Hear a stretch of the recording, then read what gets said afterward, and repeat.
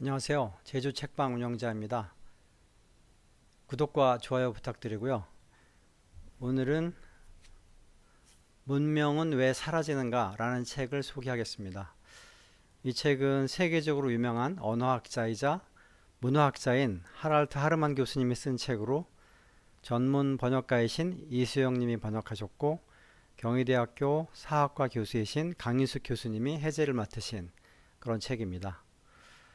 하랄트 하르만 교수님은 여러 대학에서 일반 언어학과, 다양한 언어의 고문헌학, 그리고 선사시대 역사를 공부했습니다.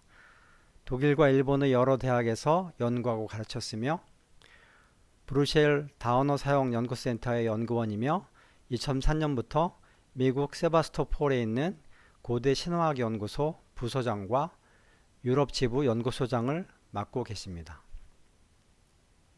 40여 권 이상의 책을 쓰셨고 여러 언어로 200편이 넘는 논문과 에세이를 발표했으며 유럽 언어학 협회가 선정하는 로고스상과 유럽 의회가 후원하는 장 모네상을 받았다고 합니다.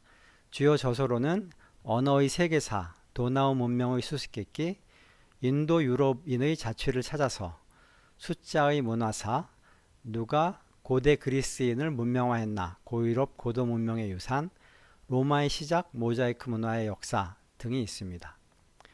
이 책은 주류 문명은 아니었지만, 그 당시에는 주류 문명이었는지도 모르지만 지금은 사라지고 없는 지구상의 여러 문명에 대해서 이야기하고 있습니다. 그리고 우리가 잘 몰랐고 주목하지 않았던 지금은 사라진 문명들에 대해서 소개한 책입니다. 이 책에서는 사람들에게 잘 알려지지 않은 25개의 잃어버린 문명을 소개하고 있습니다. 그래서 이 책의 부제도 인류가 잃어버린 25개의 오솔길입니다. 세계에서 가장 오래된 대도시는 기원전 6000년경 터키 아나톨리아 남부의 차탈회위크라는 도시라고 합니다. 1961년에야 발굴이 시작된 이 도시는 2000년 이상 지어진 칠학지라고 하는데요. 기원전 7500년에서 기원전 5600년 사이에 지어진 것으로 보인다고 합니다. 특이한 것은 1만 명에서 2만 명 정도가 거주했던 이곳에 사적 건물과 공적 건물의 구분이 없었다고 하고요. 신분의 차이를 나타내는 집 크기의 차이도 없었다고 합니다. 2만 명 정도의 사람들이 빈부의 차별이나 신분의 차별 없이 동등하게 살았던 그런 공동체가 이렇게 오래전에 있었다는 것이죠. 그리고 고대 유럽에는 도나우 문명이 존재했다고 합니다.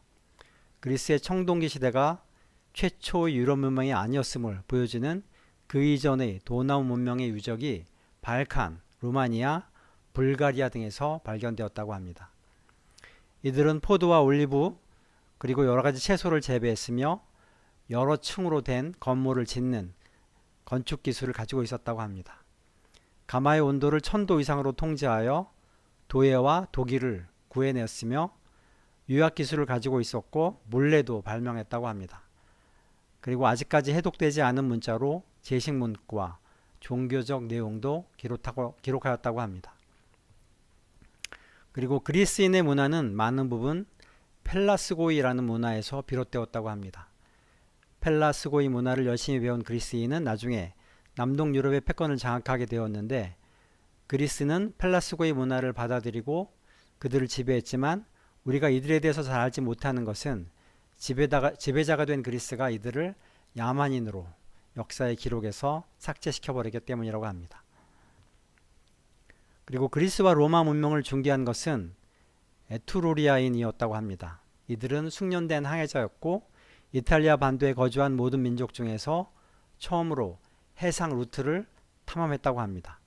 일반적으로 로마의 명칭은 로뮬루스가 자신의 이름을 따서 붙였다고 전해지지만 로마는 에투루리아의 귀족 일가인 루마에서 유래했으며 이 이름은 강을 뜻하는 루몬과 연결된다고 합니다. 로마의 법과 많은 문화의 기원은 에투루리아에서 비롯되었다는 것입니다. 한 사회의 문화적 유산은 부유한 후원자에 의해서 풍부해지는데 이런 후원 활동을 뜻하는 메세나라는 말도 에투루리아의 부유한 후원자인 마이케나스에서 유래했다고 합니다. 아나톨리아에서 유대와 팔레스타인을 거쳐 이집트 남쪽까지 영토를 확장했던 제노비아 여왕이 다스렸던 팔미라라는 제국이 있었는데 바로 지금의 시리아에 해당하는 지역입니다. 여왕의 권력이 정점에 이르렀을 때는 강력한 로마 제국에도 반기를 들었다고 합니다. 제노비아는 동쪽에서 로마군의 진격을 어렵게 했지만 결국 로마 군대에 패했고 여왕은 로마로 끌려가서 망명지에서 여생을 보냈다고 합니다. 그리고 앙코르바트 유적을 남긴 고대 크메르 왕국도 있었습니다. 크메르 왕국은 서기 802년에 수립됐고 1113년부터 1150년까지 크메르를 통치한 수리아바르만 2세가 앙코르와트 건설을 시작했지만 왕의 죽음으로 건설은 중단되었고 몇몇 부조도 미완성으로 남았다고 합니다. 앙코르와트는 원래 힌두교의 비슈누 신에게 바친 사원이었습니다. 그러다가 12세기 말에 이르러 힌두교 신전에서 불교의 성스러운 중심지로 바뀌었는데 불교 시대에도 신전의 힌두교 조각을 파괴하지 않아서 지금까지 우리가 볼 수 있도록 힌두교의 신전의 흔적이 그대로 남아있다고 합니다. 아마존 열대우림에서도 대규모의 기하학 형태의 주거지 유적이 발견되었다고 합니다.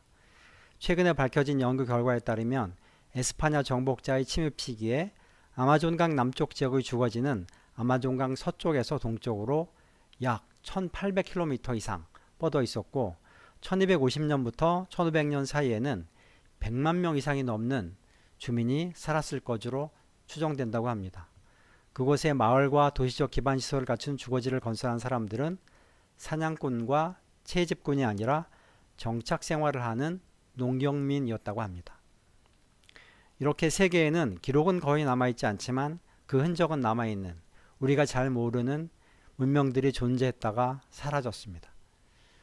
외부 세력의 침입으로 멸망했을 수도 있고 자원을 남용하여 그로 인한 커다란 홍수, 가뭄 등의 자연재해가 발생하여 멸망했을 수도 있습니다. 정확한 원인은 알 수 없지만 고고학의 발견들은 세상에서 사라진 문명들이 많았음을 우리에게 보여주고 있습니다.